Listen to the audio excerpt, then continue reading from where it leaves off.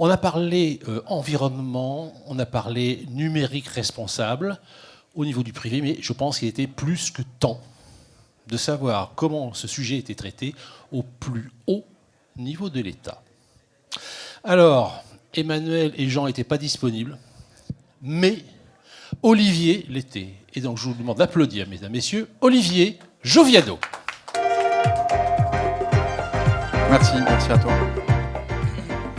Alors, Olivier, je dis, vous êtes directeur de projet dans un domaine qui s'appelle la performance des services numériques de l'État à la direction ministère, direction, à la DINUM, quoi, en fait, la direction DINUM. Voilà. Donc, qui mieux que vous serait capable de nous expliquer quelles sont les actions qui ont été mises en œuvre? On n'est pas là pour parler de stratégie, de machin, on parle concret, au CRIP, tangible. Alors déjà, pour ceux d'entre nous qui ne connaîtraient pas suffisamment bien ce qu'est la DINUM, est-ce que vous pourriez rapidement nous rappeler ce qu'est cette direction interministérielle? Bien sûr, merci. Bonjour à toutes et à tous. C'est un plaisir de venir parler de la mission interministérielle qui est portée par les services du Premier ministre dans votre convention annuelle. La direction interministérielle du numérique est un service du Premier ministre qui existe depuis des années. Je ne vais pas vous refaire l'historique de la transformation numérique, mais la DINUM existe depuis, sur le nom de direction interministérielle du numérique depuis 2019. C'est un service du Premier ministre qui pilote la transformation numérique au niveau des ministères, qui audite les plus gros projets numériques de l'État. C'est une de mes missions, et qui conseille le gouvernement sur la stratégie numérique. Donc la DINUM, pour ceux qui ne le sauraient pas, est composée de plusieurs départements. Le département performance des services numériques de l'État, qui abrite en son sein le design de l'État, l'accessibilité, l'inclusion et d'autres bureaux. Si jamais vous avez des questions, on pourra en parler. Il y a également le RIE, le réseau interministériel de l'État, qui tient tout le back-office et l'infrastructure de tous les périmètres publics, que ce soit les collectivités, les administrations ou les principaux opérateurs de l'État. Il y a également une entité qui est très connue qui s'appelle EtaLab, qui est la plateforme de l'État, la plateforme de la donnée, la stratégie État plateforme, avec toute l'ouverture des données. Vous avez pu entendre parler, si vous vous intéressez à la donnée, à la data, de la stratégie interministérielle de la donnée. Tous les ministères ont rendu public au mois d'octobre leur stratégie ministérielle sur l'ouverture des données. Je vais forcément vous parler un peu de légistique et de réglementation. Il y a eu la loi pour une république numérique en 2016 qui, dès son premier article, demande à toutes les administrations d'ouvrir leurs données pour justement créer de la valeur et pouvoir que des sociétés privées ou des associations ou des particuliers puissent créer de la valeur par rapport à la donnée que contient l'État. Et enfin, il y a un programme interministériel qui s'appelle Tech.gouv, qui est un accélérateur de mission, c'est-à-dire que ce sont des sujets qui rentrent dans ce programme comme les startups d'État ou comme la mission que je copilote, celle sur le numérique éco-responsable, qui est là pour faire bouger les lignes et transformer ce sujet au niveau de l'État. Et c'est une mission qu'on copilote avec le ministère de la Transition écologique. Normal. Alors Olivier, vous n'étiez pas là ce matin, mais on a démarré la journée en accueillant un représentant de Planète Tech Care. Et Planète Tech Care qui rassemble une vingtaine d'acteurs, d'associations, etc. Eux expriment le fait qu'ils sentent une cristallisation aujourd'hui des démarches pour le numérique responsable qui était moins réel auparavant, sauf peut-être dans de très grandes entreprises, mais aujourd'hui ça diffuse.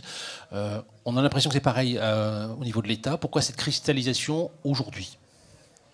Alors Planète Tech Care, on connaît très bien puisqu'on est partenaire de Planète Tech Care. On a également une convention avec l'INR, l'Institut du numérique responsable. Ce que je vais dire juste avant, c'est qu'en fait la mission interministérielle est là pour désiloter les périmètres. On n'est pas là pour travailler qu'avec des administrations, on travaille avec le monde du privé, j'en parlerai. Il y a des membres du CRIP qui ont participé à la construction, à la relecture de nos documents. Et il y a également des associations, le collectif HOP, Halte à l'obsolescence programmée, et d'autres qui travaillent avec nous. Donc pour répondre à ta question, pourquoi Alors déjà, c'est un travail à l'échelle du changement climatique. Il y a quelques secondes que l'État s'y intéresse. À l'échelle de l'administration, c'est déjà il y a plusieurs années. La mission interministérielle a été lancée en janvier 2020. Elle regroupe dans son comité de direction l'ensemble des ministères. Tous les secrétaires généraux des ministères ont positionné un correspondant sur le numérique éco-responsable, car c'est un sujet qui leur tient particulièrement à cœur. Mais il y a également des structures que vous connaissez comme l'ADEME, comme la CNIL, comme l'ANCT pour les collectivités territoriales, comme la Direction générale des entreprises. L'effort sur la première année en 2019 a été, un peu comme l'a fait Véronique Turner avec Planet Tech Care ou l'INR, de rassembler tous les acteurs pour pouvoir parler d'une seule voix et pas multiplier les feuilles de route qui seraient incohérentes les unes avec les autres.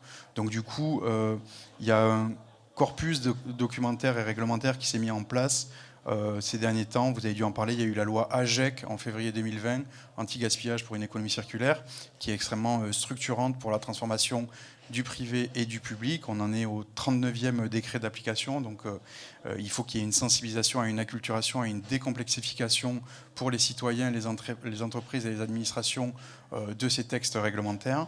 Il y a également, encore plus récemment, le 15 novembre, la loi REEN pour la réduction de l'empreinte environnementale du numérique, qui là aussi pousse les curseurs un peu plus loin sur certains sujets, notamment pour les collectivités de plus de 50 000 habitants. Il y a également une circulaire du Premier ministre qui s'appelle la circulaire pour les services publics éco-responsables, qui, en 20 mesures, entend vraiment de manière en profondeur modifier les comportements. Donc voilà. Donc c'est quelque chose qui intéresse l'État au plus haut niveau depuis plusieurs années. Et aujourd'hui, ça s'accélère parce qu'il y a un alignement des planètes, les corpus documentaires sont mis en place. Je voulais juste préciser que vous pouvez aller sur notre site qui s'intitule écoresponsable.numérique.gouv.fr. Vous y retrouverez toutes les publications en licence ouverte avec des logiciels open data ou open sourcés pour justement une réutilisation massive par le public, par le privé et par le monde associatif. Pour répondre du coup directement à ta question, pourquoi on fait ça? Parce que l'État ne peut pas demander aux citoyens ou aux entreprises d'être exemplaires si lui-même ne l'est pas. Et donc c'est par un souci d'exemplarité que dans la feuille de route gouvernementale, la DINUM pilote l'exemplarité de l'État sur ce sujet. Alors, vous venez de prononcer le mot exemplarité. Alors, quand on voit interministériel, ça peut faire un peu peur. Est-ce qu'il y a des ministères qui étaient plus exemplaires que d'autres, pour rester poli? Alors, je vais bien entendu pas stigmatiser certains ministères et pointer des choses. Non. Effectivement, il y a des ministères qui, de manière historique, sont plus en avance, comme le ministère de la Transition écologique. À la limite, tant mieux, j'ai envie de dire. Hein, oui, c'est bien heureux. Et en fait, le ministère de la Transition écologique, sur de nombreux sujets, nous sert de laboratoire. En fait, il teste certaines choses, puisqu'on est quand même dans une approche itérative et on essaye de passer des expérimentations avant de passer à l'échelle. Et donc le ministère de la Transition écologique, il y a un énorme mouvement à Bercy, qui est un des plus gros ministères, avec le mouvement Bercy Vert, qui couvre un spectre très très large, pas que le numérique éco-responsable, mais qui a des résultats assez concrets. Et donc oui, les ministères sont de plus en plus engagés parce que on s'aperçoit, et on pourra faire le parallèle avec l'accessibilité, que piloter l'éco-responsabilité, l'inclusion, l'accessibilité, la performance, ça amène à moyen terme des économies assez importantes et donc le pilotage aussi par l'aspect financier est important. Bon, décidément, piloter, ça fait un pivot avec ma prochaine question. Au CRIP, on travaille avec des grands groupes et quand il y a des projets de grande envergure à mener dans des groupes complexes, multinationaux, il y a un gros caillou dans la chaussure, c'est la gouvernance. Et on se dit, interministériel, d'ailleurs un gros caillou aussi, comment est-ce que vous faites pour gouverner un projet aussi ambitieux avec des ministères qui avaient leur indépendance, leur propre direction? Comment est-ce que vous lissez tout ça et vous faites avancer tout le monde au même rythme? Alors je vais me focaliser sur la mission interministérielle, mais effectivement... Dans mon portefeuille, j'ai aussi la gouvernance des 50 projets prioritaires pour l'État, donc c'est un autre sujet dont on pourra débattre une autre fois. Pour la mission interministérielle, en fait, ce qu'on a fait, c'est qu'on a vraiment associé tout le monde, les acteurs historiques, que ce soit le collectif Green IT, que ce soit Eco-Info avec le CNRS et Françoise Berthoud, que ce soit l'INR avec Jean-Christophe Chaussat. On a associé tous les historiques, tous les ministères. On se réunit extrêmement régulièrement. La comitologie est assez importante. C'est uniquement sur la base du volontariat que les ministères participent, et on a une roadmap dont je vais vous parler qui est assez serrée et sur des chantiers menés en parallèle avec des livrables qui arrivent régulièrement, qui sont tous, comme je l'ai dit, en licence ouverte, qui sont tous également en consultation publique. Là aussi, dans un souci d'exemplarité, tous nos documents sont en consultation publique pendant 4 à 8 semaines pour que les citoyens, les entreprises puissent rebondir dessus, nous demander d'améliorer certains points. Et par exemple, dans les partenaires qui ont relu nos différents documents que je vais lister tout à l'heure, chez vous, il y a la Banque de France, il y a le Crédit Agricole, il y a Airbus qui a participé. On est vraiment... L'objectif de la mission, c'est de casser toutes les frontières. On est sur du temps long, une approche brodélienne. L'importance du numérique éco-responsable, c'est de faire bouger les lignes, et on ne va pas le faire sans les collectivités territoriales, on ne va pas le faire sans les citoyens, sans le privé. Donc, voilà. L'approche brodélienne, c'est le contraire de l'approche bordélique, un petit peu. Voilà, je suis désolé. J'en étais où ? Oui, on parlait de livrables. Alors, livrables, je suis allé personnellement plusieurs fois. Félicitations. Sur le site du ministère, et j'ai trouvé des petites pépites. Les documents que vous produisez sont très concrets, contrairement à ce que certaines mauvaises langues pourraient penser, et notamment, ils donnent des chiffres sur les espérances concrètes d'économie en CO2, voire d'autres en eau, sur certaines bonnes pratiques. Alors, vous avez un guide des bonnes pratiques, mais concret. Est-ce qu'on peut en parler un petit peu plus de cet impact des bonnes pratiques numériques éco-responsables au sein des organisations ? Oui, bien sûr, avec grand plaisir. C'est aussi le but de ma venue.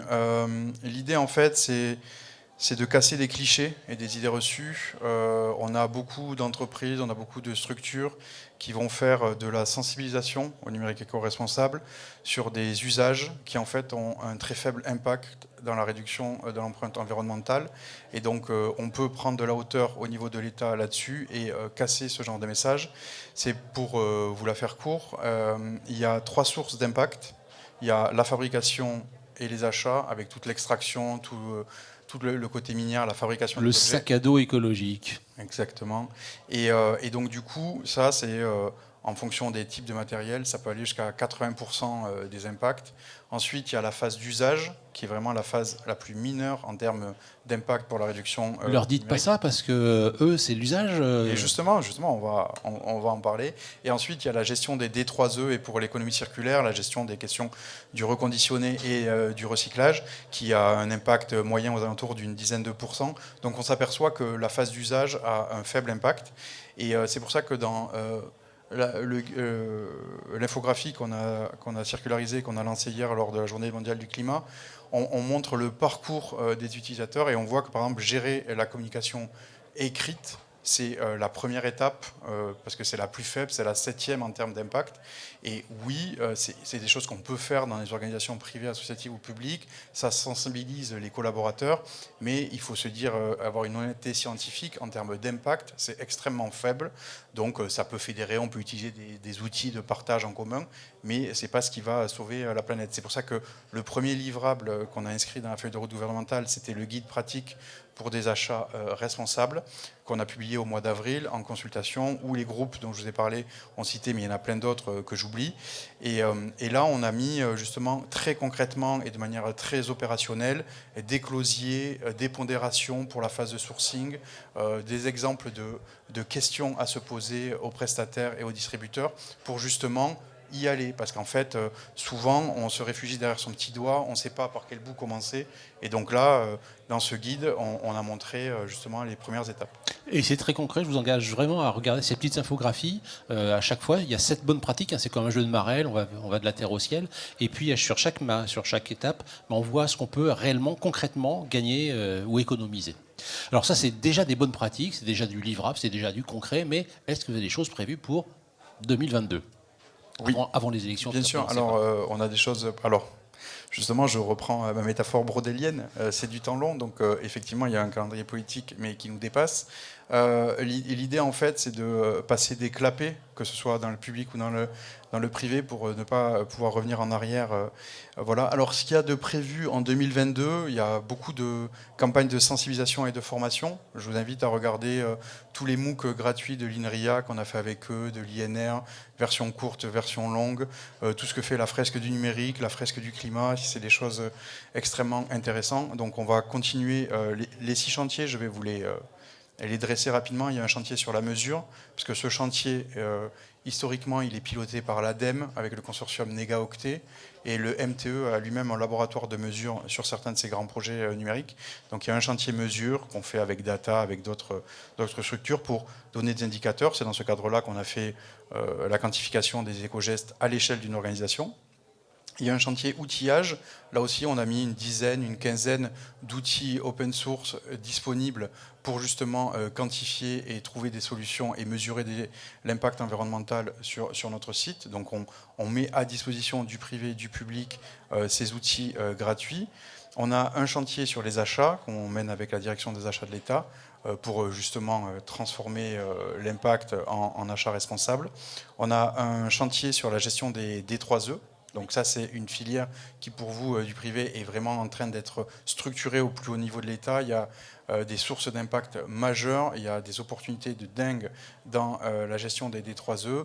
Aujourd'hui, on a des structures qui vont s'alimenter en gestion des déchets sur plus de 1500 sites sur la planète, alors qu'il y a en France des structures qui font du reconditionné local et qui font de la création de la valeur par un retour à l'emploi. Je vous invite à vous renseigner là-dessus, c'est extrêmement intéressant. On a un chantier sur la sensibilisation pour justement décomplexifier la réglementation et partager au plus grand nombre tous les documents qui ont été faits par l'ADEME ou qui sont faits par nous puisqu'ils sont en licence ouverte. Voilà. Donc on a ces 6 chantiers et sur ces 6 chantiers, c'est compliqué, on a des livrables associés. Et donc on les présente, on les délivre, il y en a sur le site, il y en a d'autres qui vont arriver, et on a un plan d'action interministériel qui va être annoncé en 2022 de réduction d'empreinte environnementale, qui va se nourrir de plans d'action ministériels de chacun des ministères, avec des quantifications concrètes que l'on fait avec des différentes structures qui quantifient. Alors, Olivier, vous parlez, c'est tout à fait normal, très franco-français, hexagone, mais la politisation numérique ne s'arrête pas aux frontières, comme les nuages toxiques. Est-ce que la réglementation, est-ce que la France joue son rôle, joue sa carte dans l'établissement de réglementation, au moins à l'échelle de l'Union, pour qu'il n'y ait pas des pays plus verts que d'autres ou plus stricts que d'autres? Comment ça se passe ? Alors, la France était très en avance sur ces sujets, c'est assez intéressant, mais le retard est en train d'être rattrapé, il faut se le dire aussi. Le retard est rattrapé du côté outre-Atlantique, où il y a des laboratoires de recherche qui commencent à sortir des documents extrêmement intéressants. Il y a l'Allemagne aussi, qui a développé un laboratoire de recherche qui commence à produire des choses passionnantes. Donc la France fait partie du peloton de tête et un acteur qui est extrêmement regardé au niveau de la Commission européenne. Il y a le Green New Deal européen qui est poussé par DG Connect au plus haut niveau de l'Europe, qui justement regarde les standardisations, le référentiel général des conceptions de services numériques qu'on vient de sortir, comment on travaille là-dessus. Donc les entreprises françaises, les administrations françaises sont regardées comme pilotes sur ce sujet, et donc il va y avoir effectivement pas mal d'opportunités avec l'Europe. Alors, vous l'avez dit, vous avez déjà établi des collaborations avec quelques entreprises du CRI. Vous avez cité Banque de France, Crédit Agricole, Airbus. Comment est-ce qu'on peut mutuellement s'aider? Comment est-ce que vous pouvez faire profiter les membres du CRI de ce que vous avez fait et inversement récupérer du feedback, de l'input de gens du privé qui ont déjà mis en place, sont peut-être heurtés à des difficultés, comment ils les ont contournées? Comment est-ce qu'on peut établir un lien biunivoque, j'ai envie de dire, entre les deux? Eh bien, avec des événements comme celui-ci, parce que vous avez sur notre site un contact, c'est ouvert, vraiment, n'hésitez pas, vous pouvez nous écrire, on vous répondra, on a des équipes qui travaillent là-dessus. Le but, c'est justement comme je l'ai dit, d'associer au maximum toutes les entités qui veulent vraiment réussir la réduction de l'empreinte environnementale du numérique et ne pas avoir uniquement un affichage. On lutte aussi contre le greenwashing à tous les niveaux. Et donc du coup, nous, on est disponible. On a intégré pas mal de structures privées et associatives dans nos groupes de travail. Donc vous êtes tous invités à prendre contact avec nos services et s'il y a des sujets, l'éco-conception, les achats, la réglementation qui vous intéressent, vous êtes bien entendu les bienvenus. Alors, il y a plein de choses qui ont déjà été faites. Alors, il faut qu'on rappelle absolument le nom du site parce qu'il est vraiment bien. Écoutez, prenez des notes. Oui, alors le site, il s'appelle écoresponsable.numérique.gouv.fr. J'attire votre attention sur le fait qu'il est accessible, bien entendu, full accessible, qu'il est fait avec le design système de l'État. Je vous intéresse à regarder ce que fait le service d'information du gouvernement sur le design système de l'État. Ce sont des briques applicatives en open source qui permettent d'avoir les meilleurs scores et les évaluations qu'on peut en faire. C'est extrêmement important, c'est une mutualisation et une rationalisation de toutes les briques fonctionnelles et techniques au niveau de l'État. C'est une démarche éco-responsable puisqu'on essaye de mutualiser, d'économiser et de ne pas refaire faire ce qui existe déjà. Qu'est-ce qui reste encore à faire ? Plein de choses, mais dans les chantiers prioritaires. Alors, il reste énormément de choses à faire, bien sûr. Ce n'est que le début, c'est encore embryonnaire au niveau des entreprises, malgré le fait que certains soient partis en avance. Il reste énormément de choses à faire. Les gros chantiers, pour moi, ce sont les chantiers. Donc, j'avais déjà parlé des D3E. C'est un chantier, c'est un boulevard. C'est énorme ce qu'il y a à faire dans la gestion des D3E. Il y a également encore à peaufiner et améliorer la quantification par la mesure. On le voit, c'est complexe. Les bases de données sont complexes à utiliser.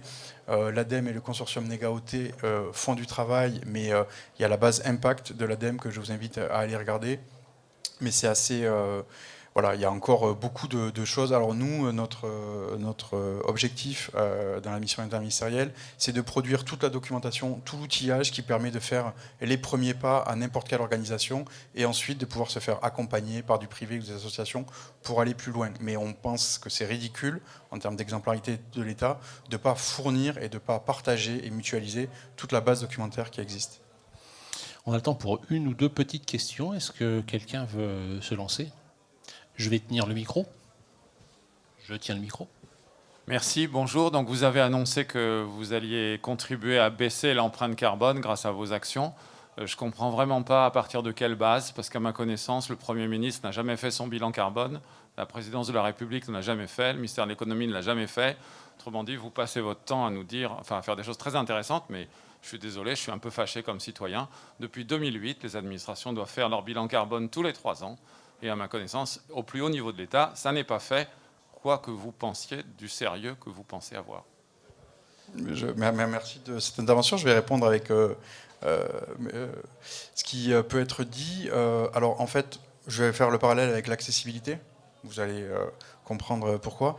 L'accessibilité est réglementaire, le RG2A, depuis 2005.